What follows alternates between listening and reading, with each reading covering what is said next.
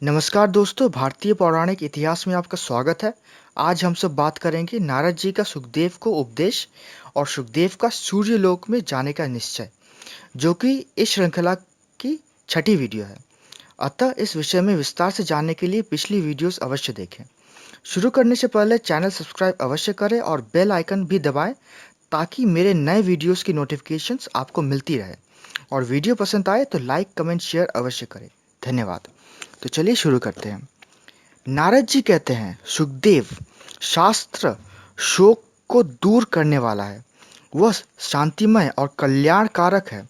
जो अपने शोक का नाश करने के लिए शास्त्र का श्रवण करता है, वह उत्तम बुद्धि पाकर सुखी होता है। शोक के हजारों और भय के सैकड़ों स्थान हैं। वे प्रतिदिन मूढ़ पुरुषों पर ही अपना प्रभाव डालते हैं। बुद्धिमान मनुष्यों पर उनका जोर नहीं चलता। इसलिए तुम्हारे अनिष्ट का नाश करने के लिए मैं कुछ उपदेश करता हूँ, सुनो। यदि बुद्धि अपने वश में रहे तो शोक सदा के लिए दूर हो जाता है। बुद्धिहीन मनुष्य ही अप्रिय वस्तु की प्राप्ति और प्रिय वस्तु का वियोग होने पर मन ही मन दुखी होता है। जो वस्तु भूतकाल के गर्भ में छिप गई, नष्ट हो गई, उसके गुणों का स्मरण नहीं करना चाहिए, क्योंकि जो आदरपूर्वक उसके गुणों का चिंतन करता है, उसकी आसक्ति नहीं छूटती। जहाँ चित्त की आसक्ति बढ़ने लगे, उस वस्तु को अनिष्टकारी समझकर उसमें दोष दृष्टि कर लेनी चाहिए। ऐसा करने पर उससे शीघ्र ही वैराग्य हो जाता है। जो बीती बात के लिए शोक करता है, उसे अर्थ, धर्म और यश की प्राप्ति नहीं होती। वह उसके अभाव का दुख मात्र उठाता है, उससे अभाव दूर नहीं होता। सभी प्राणियों को उत्तम पदार्थों से संयोग और वियोग प्राप्त होते रहते हैं। किसी एक पर ही यह शोक का अवसर नहीं आता। जो मनुष्य भूतकाल में मरे हुए किसी व्यक्ति अथवा नष्ट हुई वस्तु के लिए निरंतर शोक करता रहता है, वह एक दुख से दूसरे दुख को प्राप्त होता है। इस प्रकार उसे दो अनर्थ भोगने पड़ते हैं। जो अपनी बुद्धि से विचार कर संसार में सदा होने वाले जन्म मरण के प्रवाह पर दृष्टि रखते हैं, वे कभी उसके लिए आंसू नहीं बहाते। जो सबको सम्यक दृष्टि से देखता है, उस ज्ञानी को कभी अश्रुपात होता ही नहीं।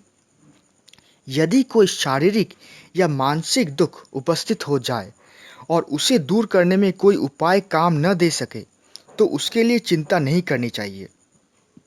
दुख दूर करने की सबसे अच्छी दवा यही है कि उसके लिए चिंता न की जाए। चिंता करने से वह घटता नहीं बल्कि और बढ़ता जाता है। इसलिए मानसिक दुख को बुद्धि से और शारीरिक कष्ट को औषध सेवन के द्वारा नष्ट करना चाहिए। शास्त्र ज्ञान के प्रभाव से ही ऐसा होना संभव है। दुख पड़ने पर बालकों की तरह रोना उचित नहीं है। रूप, यौवन, जीवन, धन संग्रह, आरोग्य और प्रियजनों का सहवास, ये सब अनित्य है। विद्वान पुरुषों को इनमें आसक्त नहीं होना चाहिए।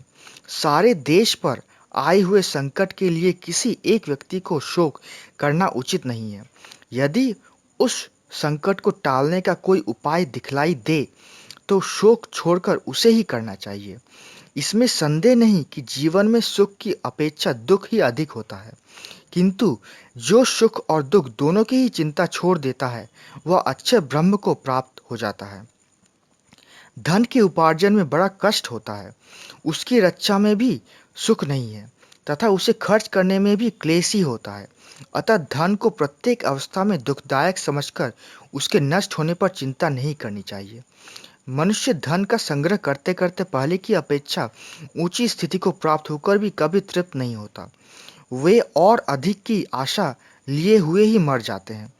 इसलिए विद्वान पुरुष सदा संतुष्ट रहते हैं।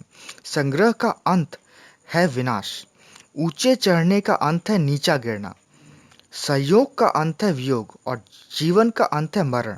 तृष्णा का कभी अंत नहीं होता। संतोष ही परम सुख है। अतः विवेकी पुरुष संतोष को ही परम धन मानते हैं। आयु लगातार बीत रही है, वह क्षण भर भी विश्राम नहीं लेती। जब अपना शरीर ही अनित्य है, तो दूसरी किस वस्तु को नित्य समझा जाए। जो मनुष्य सब प्राणियों के भीतर मन से पड़े परमात्मा का चिंतन करते हैं, वे अपनी संसार यात्रा समाप्त करके परम पद का साक्षात्कार करते हुए शोक के पार हो जाते हैं। जैसे जंगल में नई नई घास की खोज में चरते हुए पशु को सहसा व्याघ्र आकर दबोच लेता है, उसी प्रकार कामनाओं की खोज में लगे हुए अतृप्त मनुष्य को मौत उठा ले जाती है। इसलिए सबको दुख से छूटने का उपाय सोचना चाहिए। जो शोक छोड़कर कार्य आरंभ करता है और किसी व्यसन में आसक्त नहीं होता, उसकी मुक्ति हो जाती है। धनी हो या निर्धन, सबको उपभोग काल में ही शब्द, स्पर्श, रूप, रस और गंध आदि विषयों में किंचित सुख का अनुभव होता है। उसके बाद उनमें कुछ भी नहीं रहता। प्राणियों को एक दूसरे से संयोग होने के पहले कोई दुख नहीं रहता। जब संयोग के बाद वियोग होता है, तभी सबको दुख हुआ करता है। इसलिए विवेकी पुरुषों को अपने स्वरूप में स्थित होकर कभी भी शोक नहीं करना चाहिए। धैर्य के द्वारा शीशन और उदर की, नेत्र के द्वारा हाथ और पैर की, मन के द्वारा आंख और कान की तथा सद्योता के द्वारा मन और वाणी की रक्षा करनी चाहिए। जो पूजनीय तथा अन्य मनुष्यों में आसक्ति को हटाकर शांत भाव से विचरण करता है तथा जो आध्यात्म विद्या में परायण, निष्काम और लोभहीन रहकर एकाकी विचरता रहता है, वही सुखी और विद्वान है। जब मनुष्य सुख को दुख और दुख को सुख समझने लगता है, उस अवस्था में बुद्धि, नीति अथवा पुरुषार्थ से भी उसकी रक्षा नहीं होती। अतः मनुष्य को ज्ञान प्राप्ति के लिए सदा प्रयत्न करते रहना चाहिए, क्योंकि यत्न करने वाला पुरुष कभी दुख में नहीं पड़ता। आत्मा सबसे बढ़कर प्रिय है, उसे जरा, मृत्यु और रोग से बचाना चाहिए। शारीरिक और मानसिक रोग सुदृढ़ धनुष धारण करने वाले वीर पुरुषों के छोड़े हुए तीखे बाणों की तरह शरीर को पीड़ित करते रहते हैं। तृष्णा से व्यथित, दुखी एवं विवेश होकर भी जीने की इच्छा रखने वाले मनुष्य का शरीर विनाश की ओर ही खींचता चला जाता है। जैसे नदियों का प्रवाह आगे की ओर ही बढ़ता जाता है, पीछे की ओर नहीं लौटता, उसी प्रकार रात और दिन भी मनुष्य की आयु का अपहरण करते हुए बीतते चले जा रहे हैं। शुक्ल और कृष्ण दोनों पक्षों का यह परिवर्तन देहधारी जीवों को जराजीर्ण कर रहा है। वह एक क्षण के लिए भी विश्राम नहीं लेता। सूर्य स्वयं अजर है, किंतु प्रतिदिन उदय और अस्त होकर प्राणियों के सुख और दुख का नाश करते रहते हैं। ये रात्रियां कितनी ही अपूर्व तथा असंभावित, प्रिय अप्रिय घटनाएं लिए आती और चली जाती हैं। यदि जीव के किए हुए कर्मों का फल पराधीन न होता, तो वह जो चाहता उसकी वही कामना पूरी हो जाती। बड़े बड़े संयमी, चतुर और बुद्धिमान मनुष्य भी अपने कर्मों के फल से वंचित होते देखे जाते हैं, तथा गुणहीन, मूर्ख और नीच पुरुष भी किसी के आशीर्वाद के बिना ही समस्त कामनाओं से संपन्न दिखाई देते हैं। कोई कोई मनुष्य तो सदा प्राणियों की हिंसा में ही लगा रहता है और संसार को धोखा दिया करता है, फिर भी वह सुख ही भोगता है।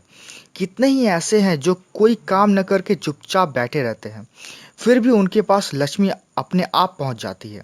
और कुछ लोग काम करके भी मनचाही वस्तु नहीं पाते। ये सब पुरुष के प्रारब्ध का दोष है। देखो, वीर्य अन्यत्र पैदा होता है और अन्यत्र जाकर संतान उत्पन्न करता है।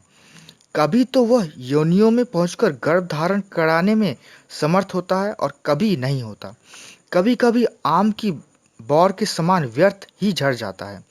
कितने ही लोग पुत्र पौत्र की इच्छा रखकर उसकी सिद्धि के लिए यत्न करते रहते हैं, तो भी उसके संतान नहीं होती। और बहुत से मनुष्य संतानों को क्रोध में भरे हुए सांप समझकर सदा उससे डरते रहते हैं, तो भी उनके यहाँ दीर्घजीवी पुत्र उत्पन्न हो जाता है। कितने ही गर्भ ऐसे हैं जो पुत्राभिशाली दीन स्त्री पुरुषों द्वारा देवताओं की पूजा और तपस्या करके 10 महीने तक सुरक्षित रहने के बाद भी पैदा होने पर कुलांगार निकल आते हैं। तथा बहुत से ऐसे हैं जो अमोद प्रमोद में ही जन्म धारण करके पिता के संचित किए हुए अपार धन धान्य और विपुल भोगों के अधिकारी होते हैं। कुछ गर्भ माता के पेट से गिर जाते हैं, कुछ जन्म लेते हैं और कितने ही जन्म लेकर भी मर जाते हैं। जैसे व्याध छोटे मृगों को कष्ट पहुंचाते हैं, उसी प्रकार जब मनुष्य को नाना प्रकार के रोग पीड़ित करते हैं, तो उन्हें उठने बैठने की भी शक्ति नहीं रह जाती। व्याधि के सताए हुए मनुष्य व्याघों को बहुत सा धन देते हैं और वैद्य लोग रोग दूर करने की बहुत चेष्टा करते हैं, तो भी वे उनकी पीड़ा नहीं खींच पाते।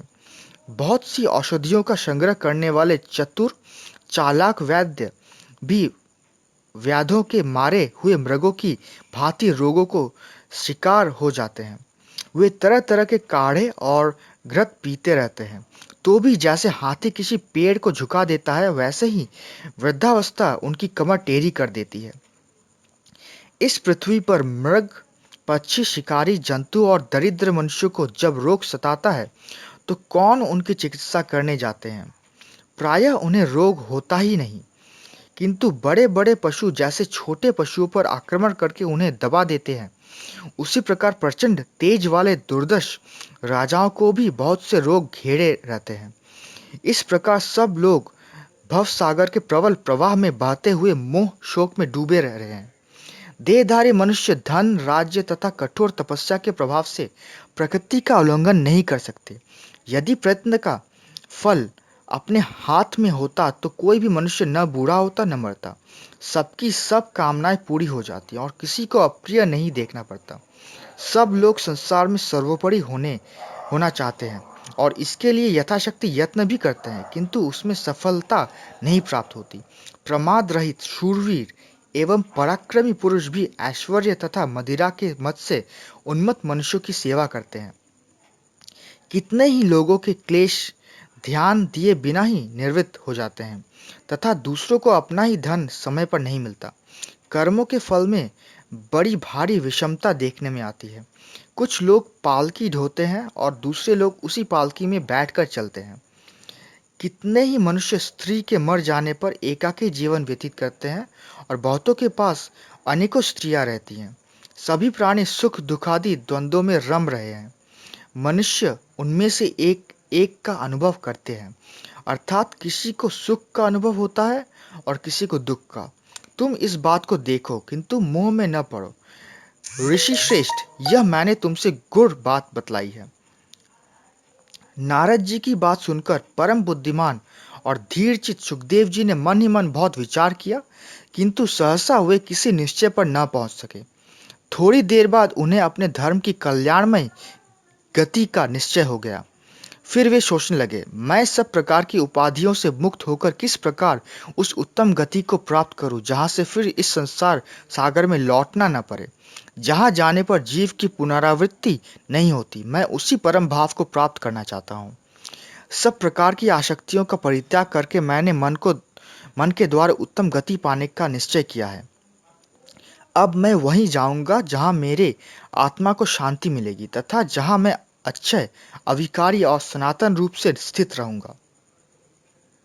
किंतु वह परम गति योग का सेवन किए बिना नहीं प्राप्त हो सकती। कर्म के द्वारा देह बंधन से छुटकारा मिलना असंभव है।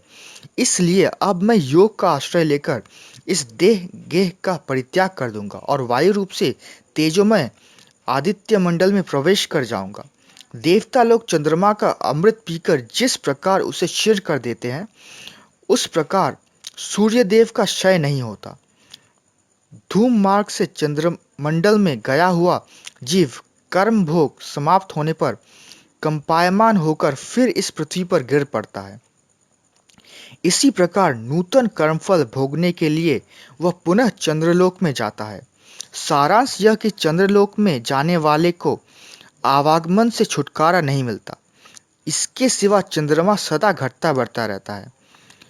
उसकी हार्ष वृद्धि का सिलसिला कभी नहीं टूटता। अतः इन सब बातों का विचार करके मुझे चंद्रलोक में जाने की इच्छा नहीं होती, परंतु सूर्यदेव अपनी प्रचंड किरणों से समस्त जगत को संताप देते हैं।